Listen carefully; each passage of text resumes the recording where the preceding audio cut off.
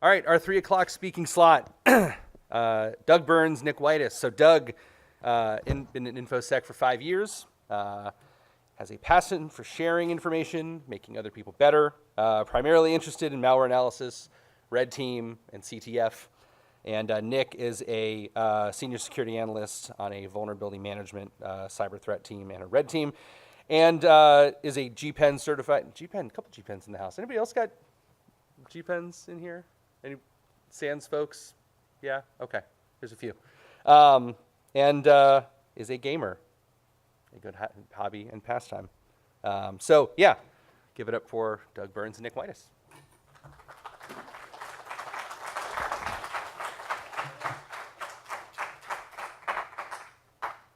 All right. Hi, this is password auditing for the enterprise. So we'll get started. Maybe.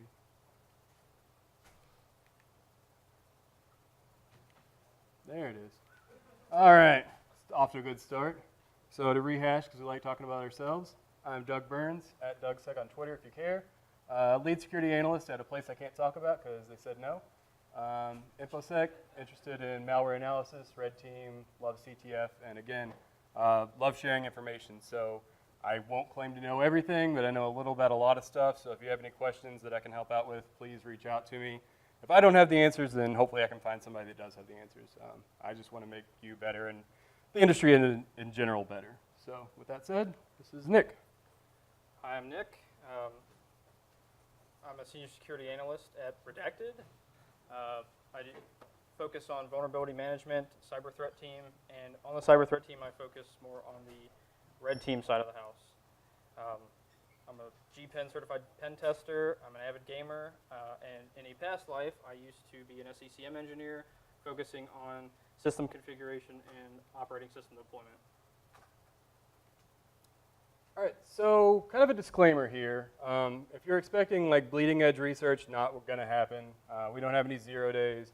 All the work that we're doing is really standing on the shoulders of giants. So you're going to see a lot of references up here. We're going to have a lot of blog posts, a lot of links, a lot of GitHubs. Absolutely the encouragement here is to go to those places, read these resources that we also read, and check it out.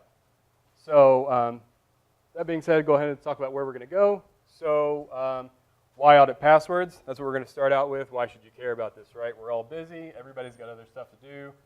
Who even cares about auditing passwords, right? It's going to cost you thousands of dollars, and you're going to spend days and days at it, and maybe you'll get 3 passwords, and nobody's going to care, right?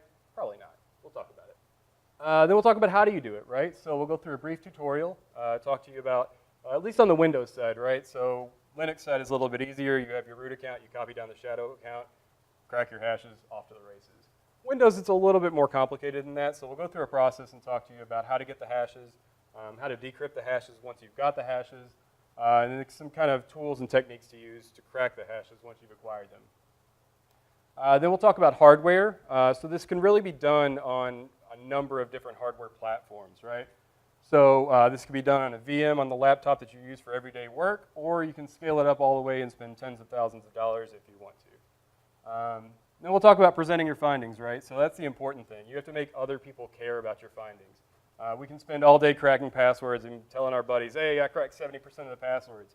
But if you're not talking to management, if you're not talking to departments, nobody's going to care, and your work's really going to be for nothing. So we're going to talk about presenting your findings, who should you talk to, what should you talk to them about, and then we'll do tales from the depths. So we'll talk about some of the stuff that we've seen during the course of our password audits, some kind of got-yous when you get involved in something like this, and just some funny stories that we have of people with their passwords. So, all right. So we stole a meme from the guy before. So why audit passwords? Number one, your passwords suck. Tell me your company name, tell me your OWA link, and I will log into it almost guaranteed. There are a couple passwords that you see all the time. Everybody's using them. I don't know where this idea came from, but apparently it's a very pervasive idea that you should use certain things and passwords, and people have latched onto it, and everybody's doing it. Maybe everybody thinks they're unique. Maybe that's why they're doing it. Oh, nobody's ever thought about this before. I'm going to do this. Yeah, everybody's doing that. So number one, that's the real reason. Your passwords are terrible. Second, let's kind of survey the crowd here. Like, of everybody that's in here, who does an annual pen test? Okay, cool. how about, no, keep your hands up, keep your hands up. So if you don't do an annual pen test, who's had money in the slush fund in the last 5 or 10 years and you've done a pen test? Okay. So of those pen tests that you've done, put your hand down if there wasn't a finding that was related to passwords. Right, so nobody's putting their hands down. That's the thing.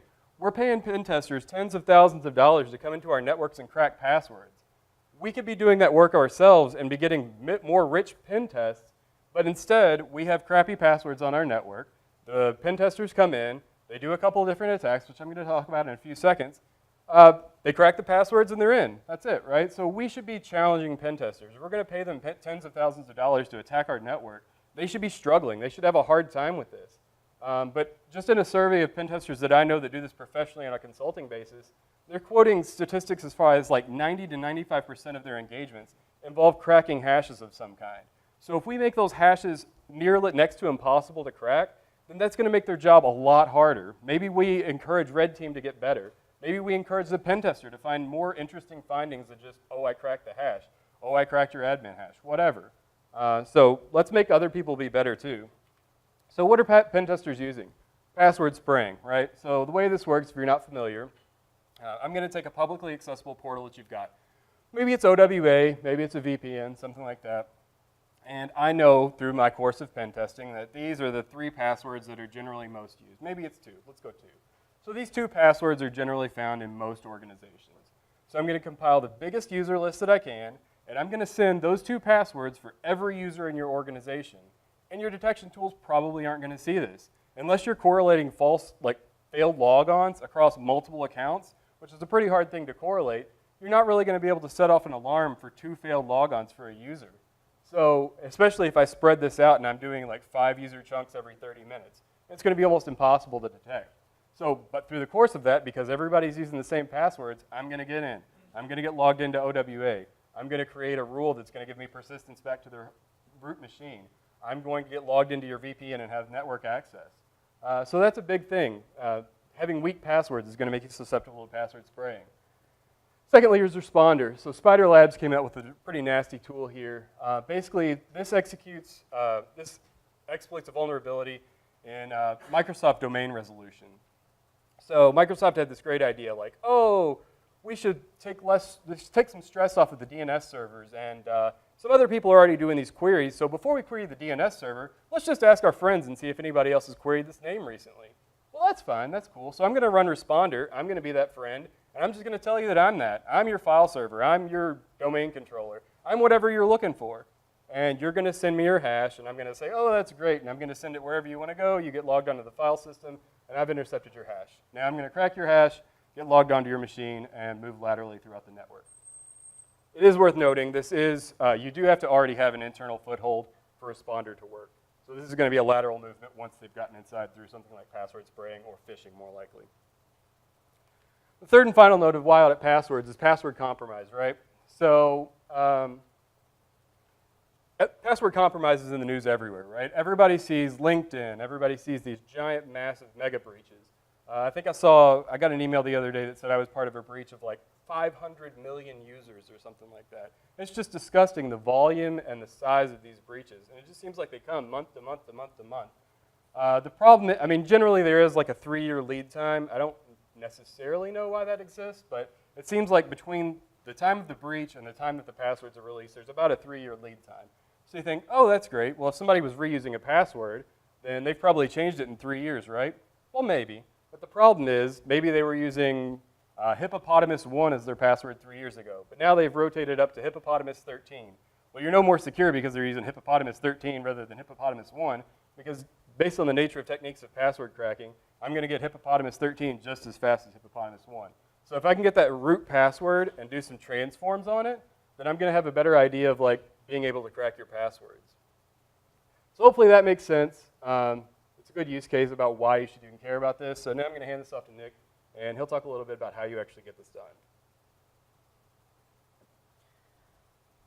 All right. So like Doug said, we're not doing anything groundbreaking here. This is all kind of state of the art. Just this is what you do when you crack passwords. So now that we've convinced you that you should probably be cracking your own passwords to get more out of your pen test, let's talk a little bit about how you go about it. The first thing we need to know is that in an Active Directory environment, all of the hashes are stored on the domain controller in the Active Directory database.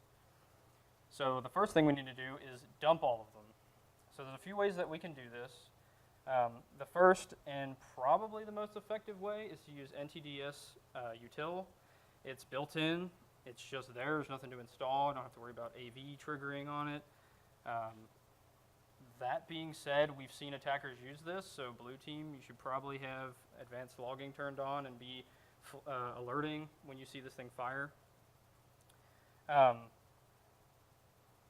So what that will do, and we're specifically looking at the IFM, which is an install for media function. So what this is going to do is it's going to create a backup copy of your Active Directory database, along with everything that you need to install it on another domain controller, which includes the system and security registry hives, which is what you're going to actually use to decrypt all the user accounts in a later step. Another way that you could do this is using like VSS admin to either access already existing shadow copies or to create your own and then move them off.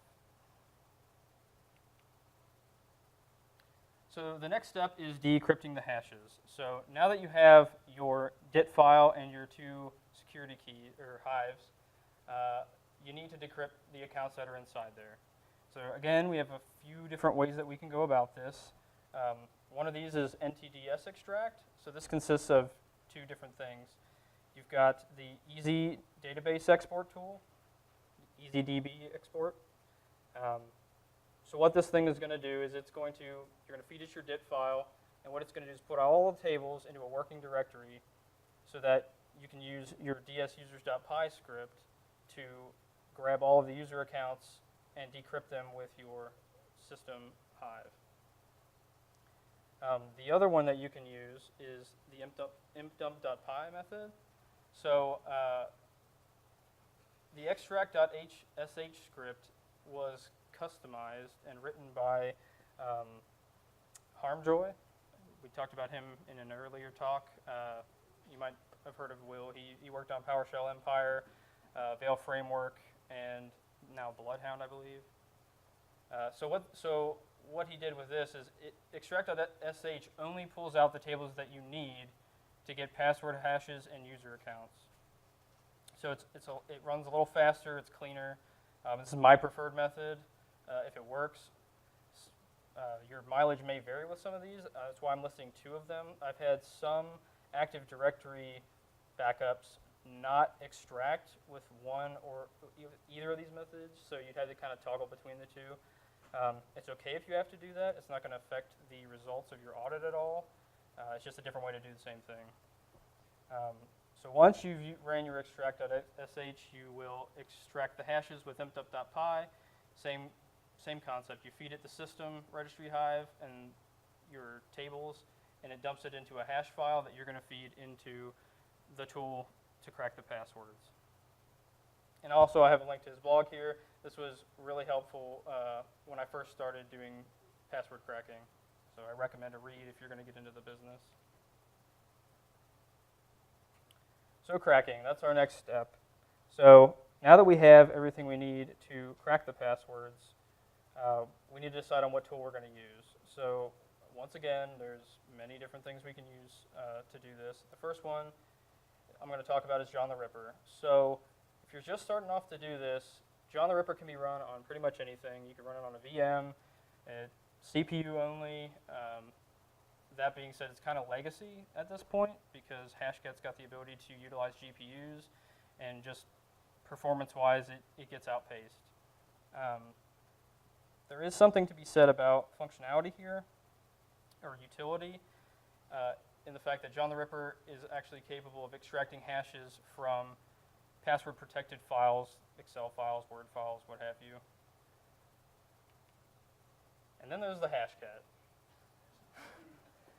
So Hashcat can use either the CPU or the GPU. That being said, like I mentioned before, it superseded John as a primary tool for cracking passwords. So whereas you have John who can access the 12 cores maybe of a CPU, Hashcat can access all the CUDA cores on a graphics card, which could be thousands. and that's where you get to your performance increase from the parallel processing. I feel like this had a higher learning curve for people who were trying to get into it, but it's more feature-rich, and the online documentation is fantastic. Anything that you could try to do with Hashcat is listed out there. I have a link to their wiki there. Recommend a read. And for most of the purposes of this talk, we used Hashcat once we had a GPU. All right, so let's talk about the different approaches that we can take with these tools. The first one is dictionaries. So there's a variety of dictionaries, but the general purpose or methodology that Hashcat uses with these is you have a file that has a bunch of words in it, and what it does is it runs those words through the password hashing process and gets a hash. What that then does is compares that hash to the list of hashes in your hash file that you've dumped from your Active Directory. If it gets a match, it displays that on the screen, and voila, you've cracked your first password. So word lists are exactly what they sound like. They're just lists of words, nothing special, apple, potato, whatever. A few good word lists that we have found are the mega list. That's like 3 1 gig files. It's a ridiculous amount of words, but it's fantastic.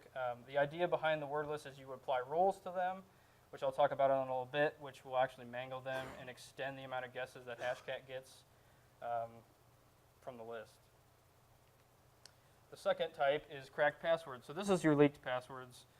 LinkedIn breach.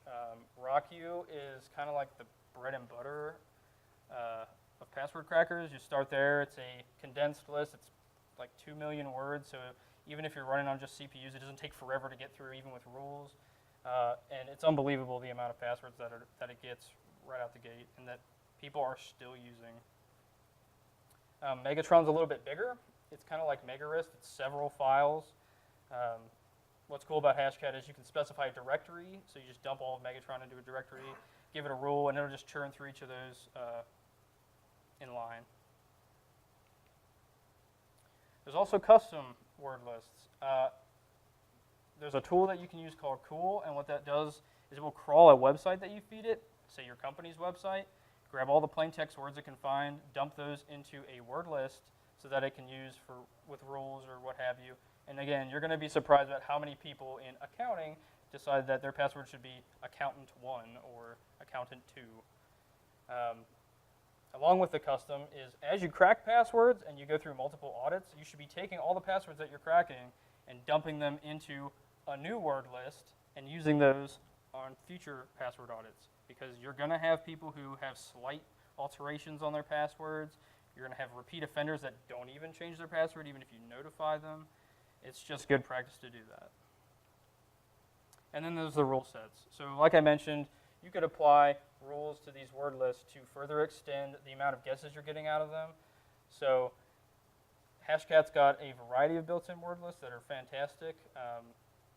And I mean, really, you can do entire password audits on just those. CoreLogic has also published their rule lists that they use for when they crack passwords. Those are a little bit more extensive and resource heavy, so just keep that in mind if you're going to try to use them. So password cracking continued. Another type of attack is a combinator attack. So the idea behind this is you take 2 word lists and you have a left word list and a right word list, and Hashcat will take a word from each of those line by line, combine them into a password, and attempt to crack passwords with it.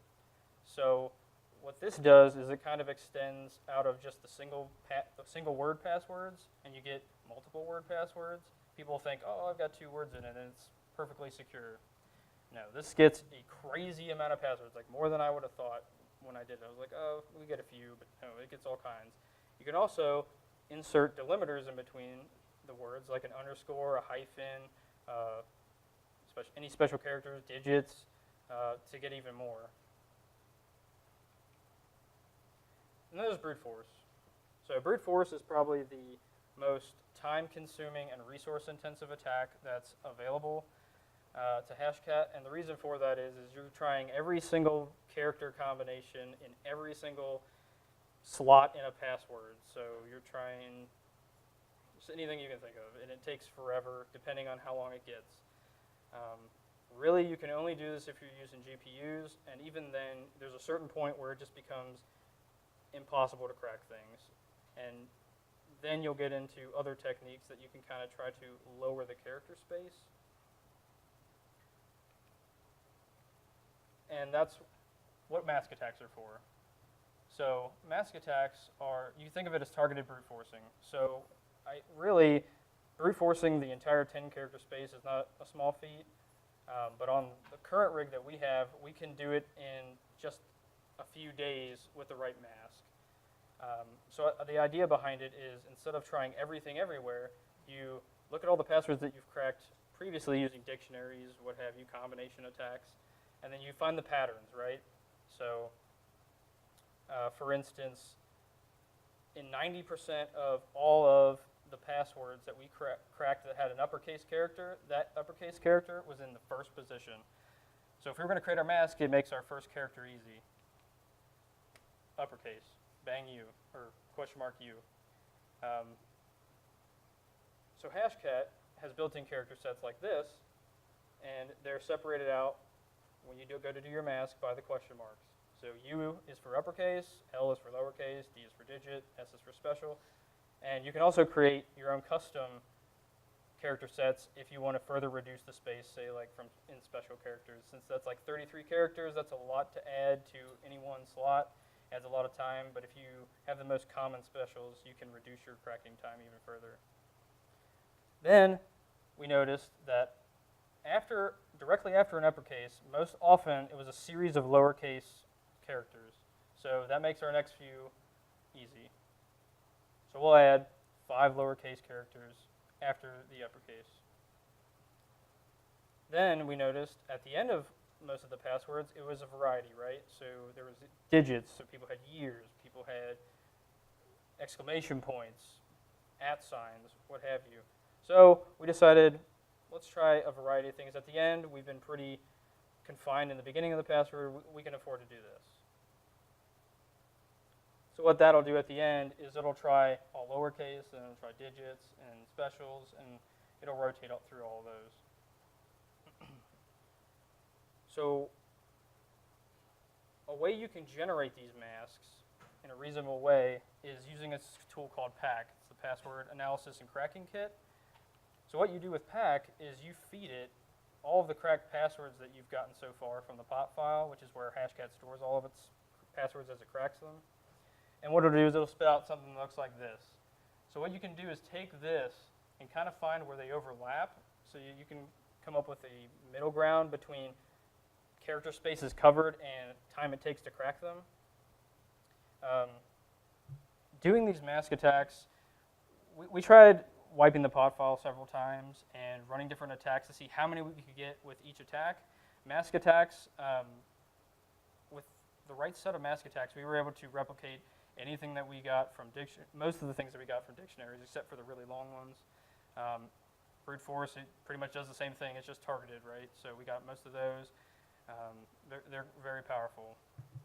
So once you get to a certain length, even mask attacks get hard. But you could also do these hybrid dictionary attacks and mask attacks.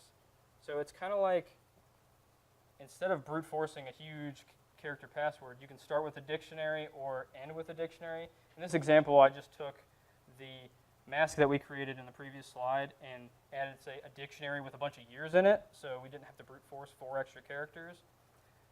So it would run in roughly the same time that the 10-character mask attack would, but you'd also get 14-character passwords, because in most of the time when a password had 4 digits at the end, or 4 digits, it was all at the end. So we just tacked that on the end, and we got a crazy amount of passwords from it.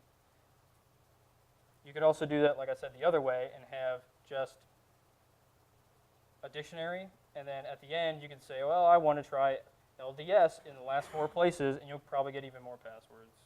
It can go either way. You're just effectively extending the reach of your brute force without drastically increasing your time. So once you start doing this over and over again, you're kind of going to get into a rhythm. The first thing you probably do is going to do a word list because it's the easiest thing to do. It's the most common thing to do. If you're in a word list, the password's probably pretty bad anyway. You're gonna apply rules to them. You're gonna get as many as you can that way because they're quick. They don't take forever to run. Then you'll move into the brute forces. So what this will do is it'll get anything that was randomly generated up to probably realistically the 10 character space once you start using GPUs. And then once you have those, you can start analyzing them with pack or whatever you want to do. You could do it on your own too and create custom character sets. And then once you do that, you create your masks and then you run your mask attacks. One thing I didn't include on here is after you do that, you dump them all and create your custom password list. Then the next time you go to do an audit, you start off by running through all the repeat offenders. So let's talk about the hardware that it takes to do all this. So, and I'll kind of run you through the progression at the way we upgraded through our hardware. So when we first started it, I came back from training and was like, we're going to do a password audit. It'll be great. And my boss was like, sure, go do a password audit. Correct passwords. I was like, sweet. So all I had at the time was like a VM with Kali Linux on it. So I was able to get a dump of our Active Directory environment. And I slapped it on there, and all I had was the processor to run. So that being said, I used John the Ripper for the first one. Like I said, this could be anything. It doesn't have to be a VM. It could be just an old and busted desktop, anything. So you'll be surprised. I didn't think I'd get that much just because I didn't have any power behind it. But when we did this first initial test, I was able to get over 60% of all the passwords in the domain. And when that happened, management was like, oh, wow, we might have a problem. So that's when we decided we're going to get a little more serious about it. And they were talking about doing, regular password audits, things like that. And when that happens, we decided, well, maybe we'll step up our game a little bit. Let's try to use Hashcat. It's a little more efficient. Let's get a system with the GPU. So we upgraded. So this is the OG++. Nothing special. It was a Dell Precision. It had a NVIDIA Quadro GPU. It's like 1,300 CUDA cores. I think the system only cost us about $1,500, so it wasn't expensive at all. You're still going to struggle to do brute forces with this thing, just because the power's not there. You'll be able to get through dictionary attacks faster. You can use some of the bigger rule sets with bigger dictionaries and get through them in a reasonable amount of time. Regardless, this will get you into the Hashcat territory and get you prepared for what happens next. And that's when you start improving. You want to step up your game a little bit more. And this is what we, and apparently everybody else who has one, has affectionately started calling the Kraken. So what the Kraken is just a big 4U server chassis. It's got 2 Intel Xeon processors in it. Ours has 4 NVIDIA GTX 1080 Ti's. So that being said, most of the credit for this idea goes to the NetMux blog on how to build a password cracking rig. We saw that blog, and he's like, oh, yeah, you can do this for like $7,000. We're like, sweet, let's do it. So what we changed here is the graphics cards. I think he was running 1070s. And at the time, the 1080 Ti's had just come out, where I was like, let's go for it. So we went ahead and did that. We went ahead and got that. So what this is going to do is put us into serious brute force territory. With the additional attacks that you're able to do with all these GPUs, which I think added up to 14,336 CUDA cores.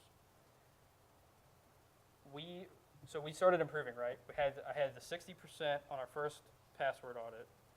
Then we started improving. We got it down to under 40% of passwords cracked using dictionaries. And then when we got this, it kind of wiped out that progress. So it's pretty significant once you start being able to do different types of attacks. And then just for fun, I've got the benchmark comparison between the OG++ and the Kraken.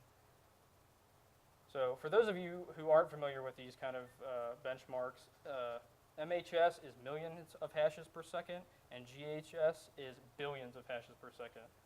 So with NTLM, the Kraken is actually getting 200 and almost 9 billion hashes per second operations. And then, if nobody's watching your corporate card, you can get a little crazy and order a Brutalis from Sakita. These things start at $22,000. You can fit 8 GPUs in them, and they do offer 1080 Ti's now. You get 3 terabytes of RAM, 18 terabytes of solid-state storage. The question? A lot. A lot. It's actually really hot too, so. Right. So things you can do when you're not cracking passwords, right? There is something to be said, though, about diminishing returns. Like I said, once you get to a certain password length, which is like 15 characters, it just becomes unrealistic to brute force passwords. So, I mean, what's half of eternity? I mean, so once you step up from 4 1080 Ti's to 8 1080 Ti's, it's really not that much of a difference. So if you want to be cost effective, you might consider just a Kraken. But I don't know. Maybe you have a use case for a Brutalis. And here's the fun. These are with 1080 Ti's. It's 513 billion hashes a second. All right, and now I will turn it over to Doug. Talk a little bit more about how you report it to the business. All right, cool. So you had a bunch of fun. You were wearing your hoodie. You were playing the black hat. You got your cool like V for Vendetta mask. You cracked all the passwords. Now you got to go business. You got to ditch the hoodie for some slacks and a button up and start having meetings. So the first thing to do is have meetings with department heads and management. So first you want to go to your manager so that they can kind of set the stage for everybody else. They can have some meetings and say, hey, look, bad stuff is coming. We cracked a lot of passwords. Give them kind of the heads up so that they know what's going to go on. So if there's any blowback from it, it's going to come back to them. Then you can also look at some trends, right? So you want to have meetings with department heads for outliers. So maybe you can organize all of your cracked passwords and look at it by department. And maybe you find that the finance department, for instance, had a very low crack rate. Maybe it was 2%, whereas like the entire enterprise was 60 to 70%. Go meet with that finance department head. Say, you know what, kudos to you. Like, maybe we've got some money in the budget. We're going to throw a pizza party for you guys. Like, we only cracked 2% of your passwords, and we got over half of the enterprise. You guys are really doing something great. Keep up the good work. On the other side of it, maybe you find a department where you've cracked 90% of the passwords. We'll call marketing. You go to the marketing department head and you say, hey, you got a real problem here, guys. We only cracked 60%, which was still significant of the enterprise, but we got 90% of your passwords. So maybe that department head can have some conversations with their employees. Maybe there's password reuse going on. Maybe somebody got a really good idea and was like, hey, this is my secure password. I'm going to use that too. And now everybody's using this super secure password.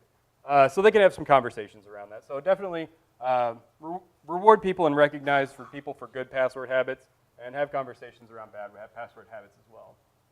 But you're also going to end up meeting with some middle managers, kind of discussing the findings, what you found, and kind of your recommendations moving forward. The first recommendation that you're really going to have to really be effective with this, you want to force password resets. There's going to be two categories where you're going to have to fight, two kind of fronts where you're going to have to fight this battle. So the first is going to be on the user side. That might be a little bit easier to have that conversation. We're going to send out an email and let everybody know we cracked these passwords, and we're just going to carte blanche say, everybody, we're going to reset your passwords and start over again. You're probably not going to come up with too much resistance for that as long as you communicate it and everybody's aware of what's happening. Users are probably going to be okay.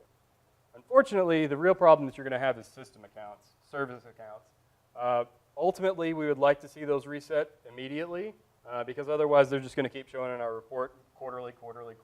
Every quarter we're going to see these same service accounts. The only problem is nobody knows what these service accounts do. They log into 15 different servers and they only know about 9 of the servers that they log into. And nobody wants to touch it because everything works, and if you touch it, then it breaks. So if you can, try to put pressure to get those changed. Usually those are so old that like they may not even be complying with your current password baseline. And if that's the case, then that may be a use case that you can use to kind of put some pressure on business to make the change. Like, hey, look, we've got this password. We found it. We cracked it. This doesn't even meet our minimum standards for passwords today. This password wouldn't even be able to be created today. So you need to change it. They still might tell you to go fly a kite, but at least you got some ammo behind you. The next thing you want to do is user education. So the way we did this was a security fair. So we had a live security fair. We hosted it in a room. We brought everybody down. We had several different stations for various aspects of enterprise security. One of those booths happened to be password security. So brought everybody into the password security booth, showed them all our statistics about how many passwords we cracked, had some conversations with people about passwords that we cracked. It was pretty effective. People are interested in this. People want to know. People want to get better.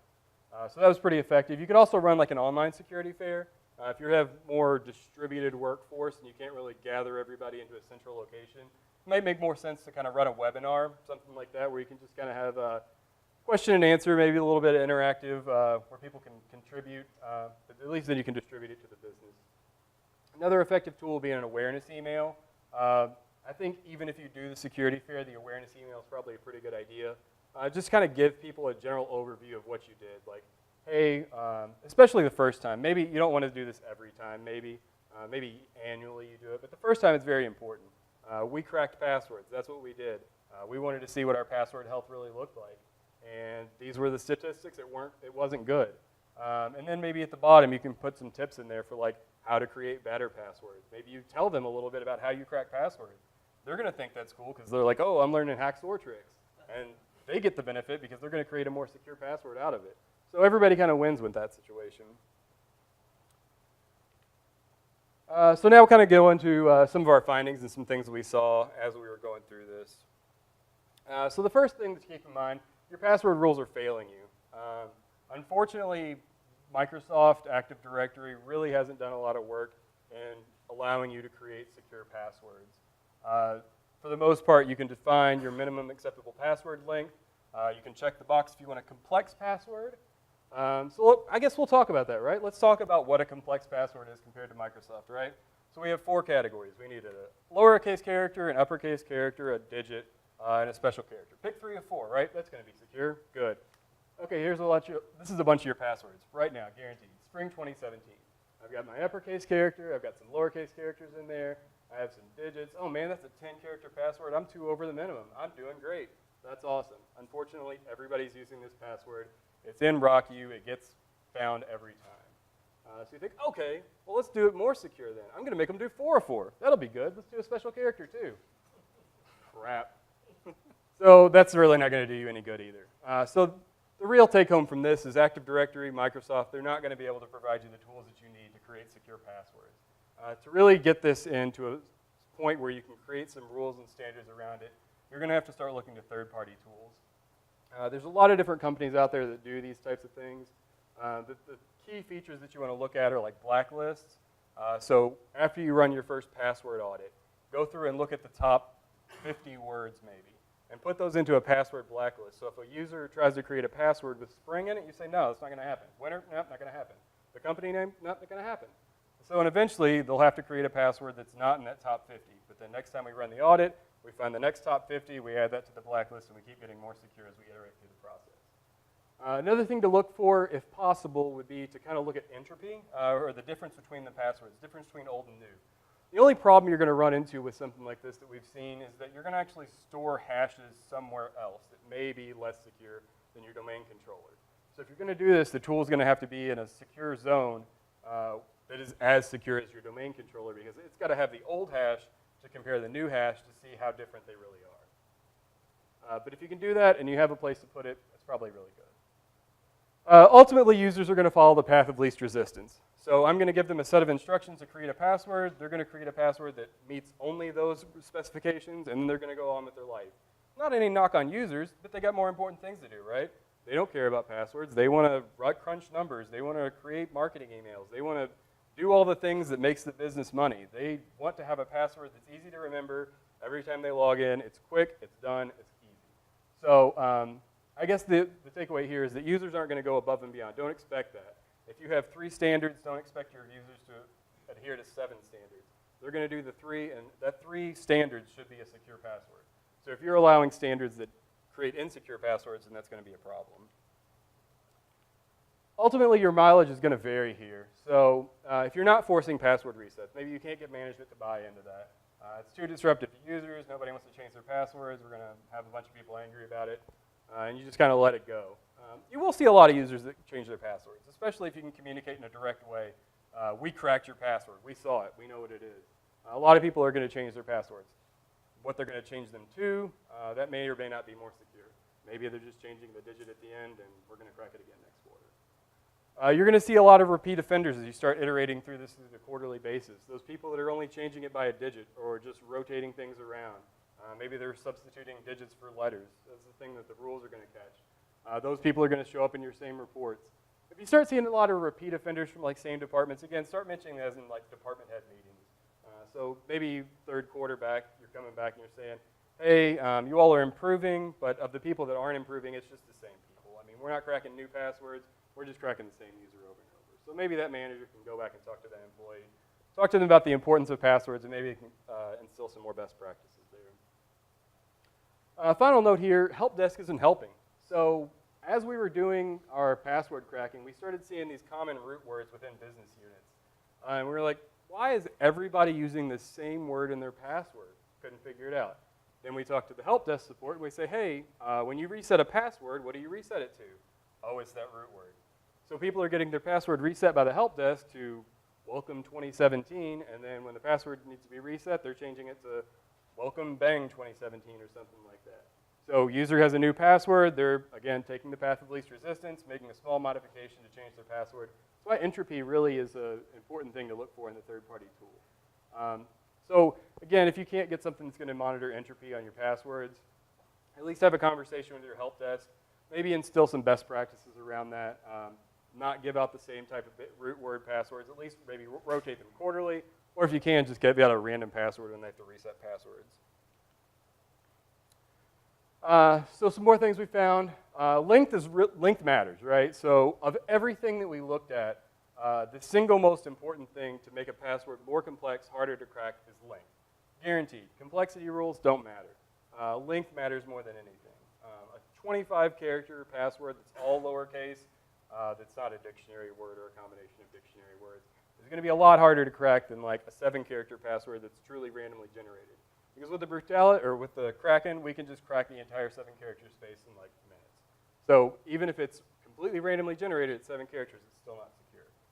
So you want to try to get your length up. So if you can create baselines around longer minimum passwords, that's a good practice. Or at least just educating users.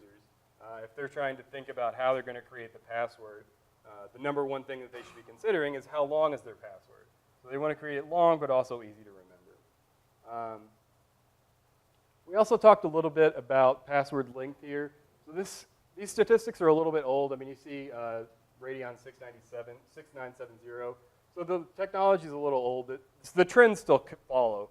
You're going to get to a certain point where you're cracking everything really super quick, and then it's just going to go off the charts. So you're going to go from like minutes to days to weeks to eternity, and then you're just not going to be able to crack those passwords. So that's why we say that the length is really the most important thing. The next thing is special characters aren't created equally. As Nick alluded to earlier, there are 33 characters in the special character space that's assigned by Hashcat. These are all the special characters, curly braces, square braces, all the things. However, when we looked at passwords, of the passwords that included special characters, 90% of those special characters were those 5 characters: bang, at, pound, dollar, and star. So why bother looking through the other 33 characters, or the other, well, I don't know, 28 characters, when all you really need to do is look at 5? So if 90% of people that use a special character are using those 5 special characters, that's so cost effective, you can add that to every mask that you use. So that's what we did. So we had like upper, lower, digit, right? So we just made it upper, that special character space, lower, the special character space, and just added it in a possibility for every character, and we cracked a ton of passwords. So Hashcat allows for that. You can create custom character spaces.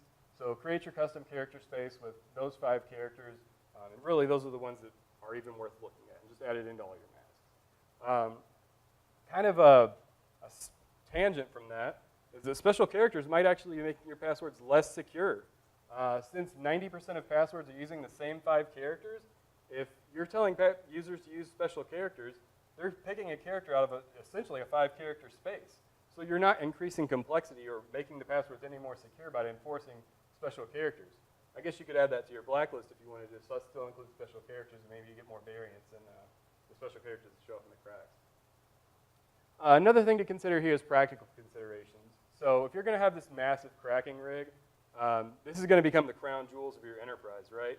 So like you're going to have all the hashes. You're going to have plain text passwords. You're going to have the capability to crack hashes. And if I'm an attacker and I find your cracking rig, I mean like game over, right? So you really want to put some tight security controls around that. If you want to, I mean, the way we do it is we completely air gap it from the network. It's not connected to anything. We have to go down to a room that's isolated. There's a sign-in, sign-out physical access log to it. We log into it and do all our work down there. It's kind of a pain. We're kind of considering that at this point because of the second point here, environmental. This thing runs hot, very, very hot. Kind of a funny story about that. So we got the Kraken, and we're like, all right, we got it. We're building it. Everything's awesome. We got our cards in there. We're going to do a super cool overnight attack, see how many passwords we can get. All right, let her rip.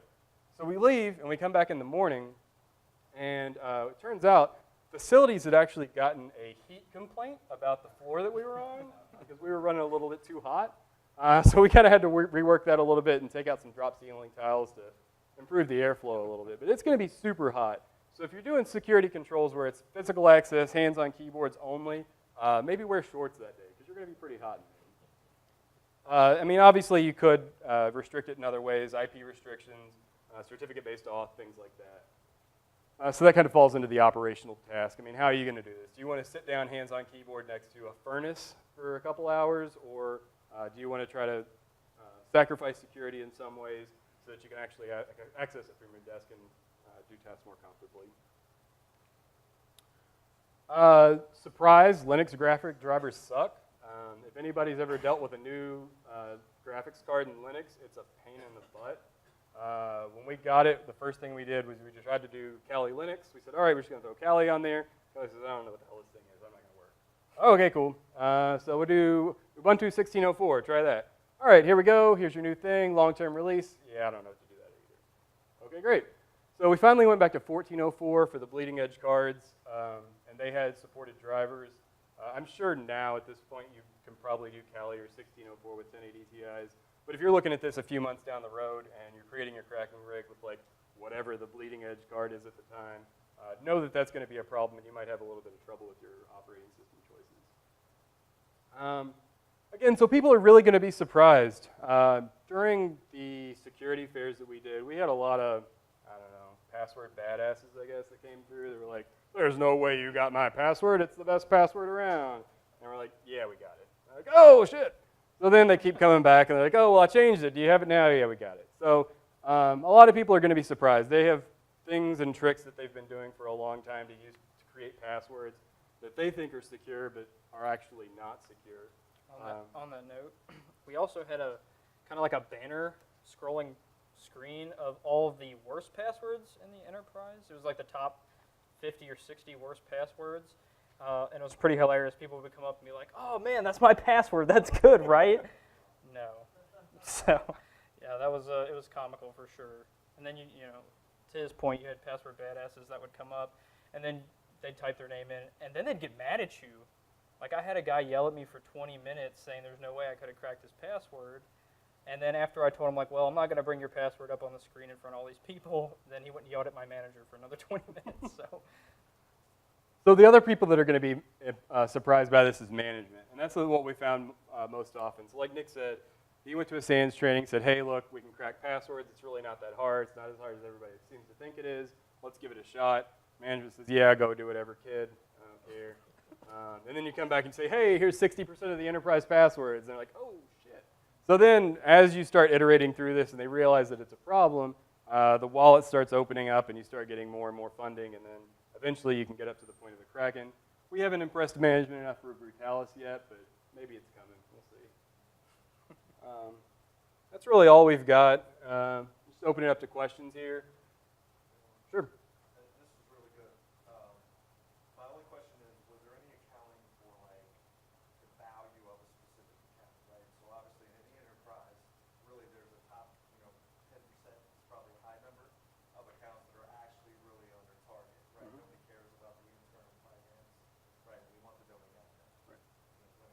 Yep. Yeah, to a certain extent, right? So I agree and I disagree, right? So that is important, and we did account for a lot of the admin passwords. We do use a password control program that's going to have large passwords completely randomly generated. So a lot of those accounts that we have under that control aren't in play. But the thing is the intern in accounting has an account that also has a local admin password that's shared across the enterprise. So maybe you don't care about the intern in finance's password, but once I have the intern in finance password, I can get on, run Mimikatz, dump all the passwords in memory, and now I have the local admin password, and I have. Not if you're using that tool that you guys own for that direct. Well, yeah, if only. Shouldn't be randomizing Well, local admins, which is if only, right? In the best of cases. In a perfect world, maybe. In the best. I mean, I've seen 120,000. I don't think you have that many. Yeah. No, I mean, it's certainly possible. It's just, sometimes it's a struggle. Yeah. But I mean, as far as like the service accounts, let's say, right, that maybe aren't under management Yep. today, for example, they don't all have the same value either, right? A service account that is scoped effectively, runs the service exactly what it's supposed to do, very little value for an attacker. Yeah. It's the one that was created with domain admin rights, that was then used in 14 places, like you were describing. Sure, yeah, but that's the problem, is that 90% of the service accounts are in the latter, not the former. Right. Because people, I mean, like, security is kind of an afterthought like 10 years ago, right? Nobody cared about security. Like, I need to get this POC running, so I need domain admin. It's got to get everything. Right. So those accounts are going to be everywhere. That's going to be the most common service account. Of course, in the ideal security bubble that we create, where we say we have this security, this service account, it can only access these subset of servers, and only these services upon it. Yeah, for sure, that's good, but that's just not the case. I mean, even in the best of cases now, there's still POCs that get spun up, and there's like, I need an account today, give me domain admin, and sometimes Well, you just, Yeah, and to that point, when you go to present your findings to management, and you should be running those kind of reports, right? You should be like, well, we cracked these passwords. How many of them do we like really need to focus on to fix them? Who do we need to communicate to fix them?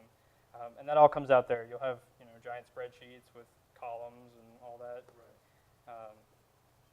For what it's worth, those tools will spit out those reports for you. What's your experience with like passphrases, extra length in terms of cracking those? yeah, so passphrases are good, depending on how many words are in your phrase, right? So if it's a 2-word phrase, then the combinator attack's going to just crush it, right? But I mean, if you're creating a passphrase where it's like several words long, especially if you've got a delimiter in there, you're going to have a lot more success with that. I would assume, I guess with more CUDA cores, higher combinator attacks where you're just running like multiple word lists with like different delimitors are possible. But again, then you're going to start getting into the point where like somebody's investing $30,000 to kind of crack your passwords. I was also, I like trying to emphasize it because trying to make it unique, something that they would think you was going to say. Right. Yeah, if it's in a dictionary, it's going to get it anyways, right? So. How many times do you get the passphrase correct for established statement? I have not yet cracked that one. I'm still saying. It's probably in Megatron though. Yeah, I mean, if you think about it, most of the users in the company probably don't know that particular But cartoon. it's probably been cracked at some point. Sure.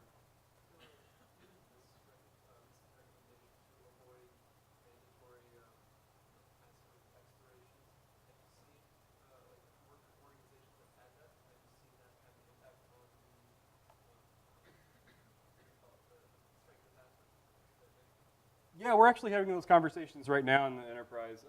Is there a password length that we would be comfortable with saying, users, if you create a password of this length, then we're never going to make your password expire, or maybe expire annually.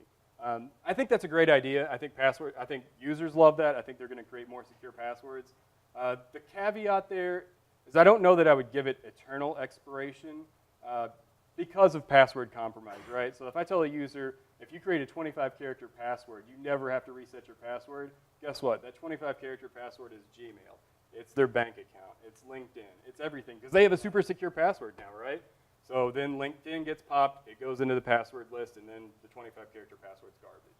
So I think an annual expiration on like a large password is probably a good idea. I think everybody feels pretty good about that. What is the most secure technique for generating a password? I mean, as long as you're actually doing true randomization, I mean, not even true randomization, right? Like, if you're running like KeyPass or something where it generates passwords based on entropy during setup or whatever, where it's truly like no human interaction, like some are upper, some are lower, some are digits, some are special, that's really the best way to go. Password management really is a good tool here, because then we can create a giant, massive password, but we only have to remember that one, and then generate all of our other passwords. It can be 64 characters, truly random. Well, and then to another thing on that. So I think it was Mubix who just came out with a blog about, you know, the sweet spot for password length, and I think it was 26, maybe 27 characters, somewhere in that range, where Hashcat won't even, it just can't crack it, period. So if you're at that length, it's just not going to happen. Just Hashcat can't get that big. I think we're actually out of time, but we'll hang around up here in the front. We're going to give time to the next presenters. We'll hang around up here up front. If you have any questions, we'll be happy to answer them. And in the bar.